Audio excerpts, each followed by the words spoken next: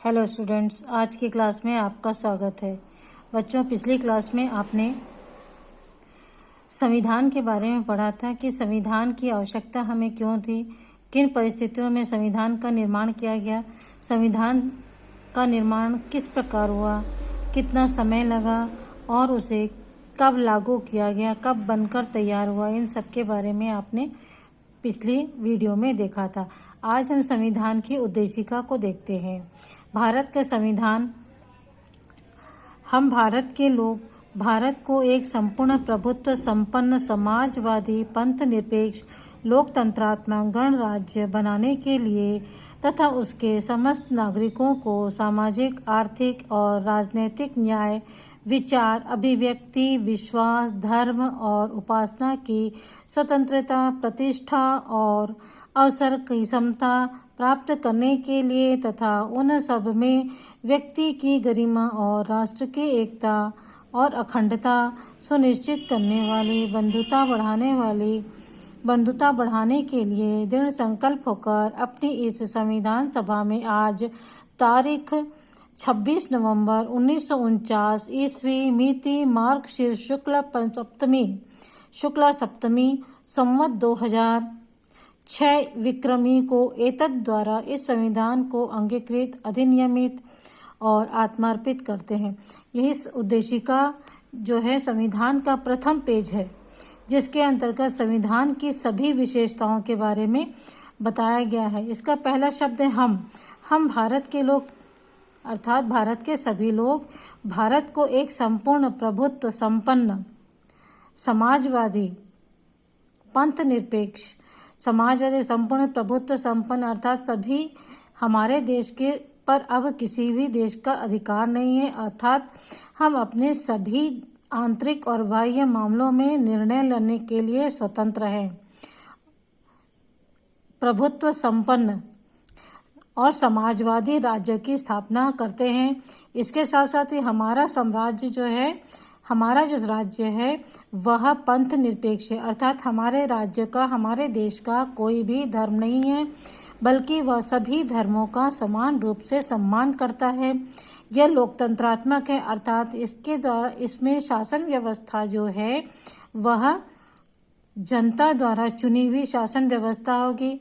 गणराज्य बनाने के लिए तथा उसके समस्त नागरिकों को, अपने देश के समस्त नागरिकों को सामाजिक, आर्थिक और राजनीतिक न्याय, विचार, अभिव्यक्ति की स्वतंत्रता, विश्वास, धर्म, उपासना की स्वतंत्रता, प्रतिष्ठा और अवसर की समता प्राप्त करने के लिए, इनके बारे में आपने अगले पार्ट में पढ़ेंगे। मौलिक अधिकार में ये सारे अधिकार जो है हमें अपने संविधान द्वारा प्राप्त है कि हमें सामाजिक है, हमें समानता चाहिए, आर्थिक समानता, राजनीति में समानता, विचार अभिव्यक्ति अर्थात अपनी बात रखने की स्वतंत्रता, किसी भी धर्म को मानने, उसमें विश्वास रखने की समानता और उसकी उपासना करने की स्वतंत्रता और प्रतिष्ठा, अपने सम्मान को बढ़ाने के लिए समानता का अवसर हमारा संविधान हमें प्रदान करता है। इसके साथ साथ हम सभी व्यक्ति अपने देश की गरिमा और अपने देश की गरिमा और राष्ट्र की एकता के और अखंडता के लिए सुनिश्चित करने वाली और बंधुता अर्थात दोस्ती बढ़ाने वाले इस संविधान को दृढ़ संकल्प होकर अपने तन मन से इसे स्वीकार करते हैं। कब? 26 नवंबर 1949 को। इसके बाद संविधान की आवश्यकता क्यों पड़ी? पहले ही बताया जा चुका है कि संविधान सभा ने शासन का स्वरूप, जैसे प्रधानमंत्री एवं राष्ट्रपति का चुनाव किस प्रकार होना चाहिए एवं उन्हें कौन कौन से कार्य करने चाहिए और करने होंगे, यह सभी इसका निर्णय इस संविधान के अंतर्गत किया गया है। संविधान में विधानसभा एवं संसद क्या कार्य करेंगे, मंत्रियों का क्या काम होगा आदि निश्चित किया जाता है। इसके साथ साथ आवश्यकता इस बात की भी थी कि शासन अपने सभी शक्तियों का गलत इस्तेमाल न कर सके।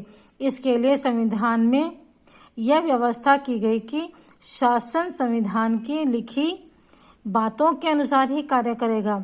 यदि शासन किसी भी प्रकार का संविधान के विरोध में कार्य करता है तो नागरिकों को यह अधिकार होगा कि वह अपने लिए न्याय की व्यवस्था, न्याय प्राप्त करने के लिए न्यायालय की शरण ले सके। कोई भी व्यक्ति को ऐसा लगता है कि उसके अधिकारों का या उसके किसी भी बात को संविधान के द्वारा दिए गए अधिकारों का हनन हो रहा है तो उसके लिए वह न्यायालय की शरण में जा सकता है। इसके लिए एक उदाहरण दिया गया है कि मुंबई नगर निगम ने फुटपाथ में रहने वाले 50,000 लोगों से भी अधिक लोगों की झुग्गी झोपड़ियों को हटाने के लिए एक आदेश पारित किया, उसे हटाने की कोशिश की, परंतु इसी की कार्यवाही के विरुद्ध वहां बस्ती वालों ने मिलकर के न्यायालय में मुकदमा दायर किया। किसके विरोध में? मुंबई नगर निगम के विरोध में एक मुकदमा दायर किया, जिसकी कार्यवाही में के विरुद्ध बस्ती में रहने वाले लोगों ने उनके विरुद्ध में एक मुकदमा दायर किया और वकील ने दलील दिया कि जब तक उनके रहने की कोई दूसरी व्यवस्था नहीं हो जाती तब तक उन्हें वहां से नहीं हटाया जा सकता। यह उनके किसी भी स्थान पर रहने की स्वतंत्रता के मूल अधिकार का हनन है।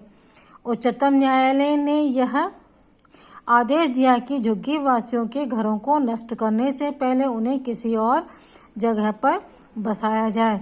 अर्थात यदि हमारे किसी भी समूह के अधिकारों का उल्लंघन होता है तो हमें न्यायालय में जाकर के अपने लिए न्याय प्राप्त करने का अधिकार सरकार द्वारा प्राप्त है। इस प्रकार हमने देखा कि किस प्रकार न्यायालय ने सरकार की मनमानी पर अंकुश लगाया। इस प्रकार नियम कानूनों के कारण देश में निवास करने वाली विभिन्न जाति, धर्म, भाषा और विचारधारा के लोगों का संविधान में विश्वास बना हुआ है, क्योंकि उसने समानता की बात कही गई है। हम सभी नियम कानून का पालन करते हैं, इससे देश में शांति और एकता कायम रहती है।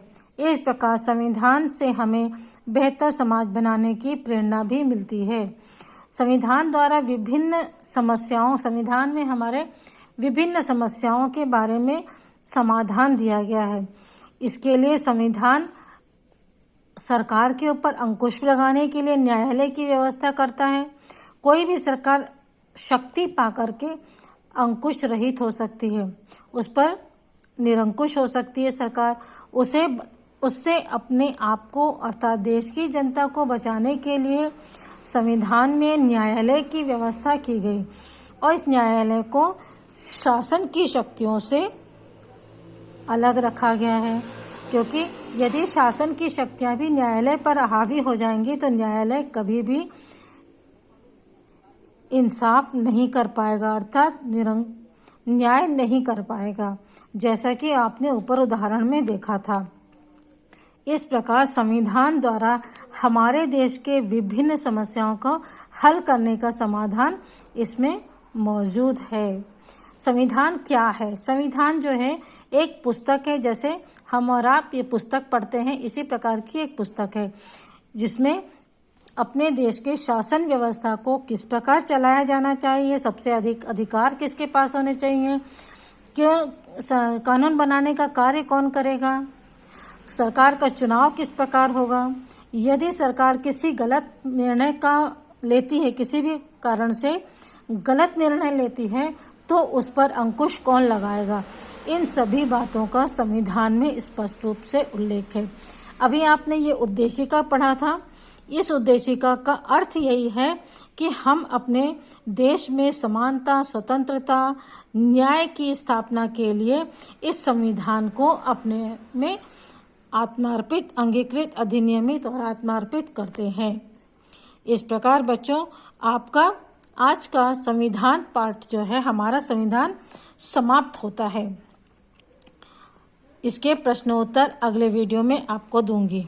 ठीक है, बाय।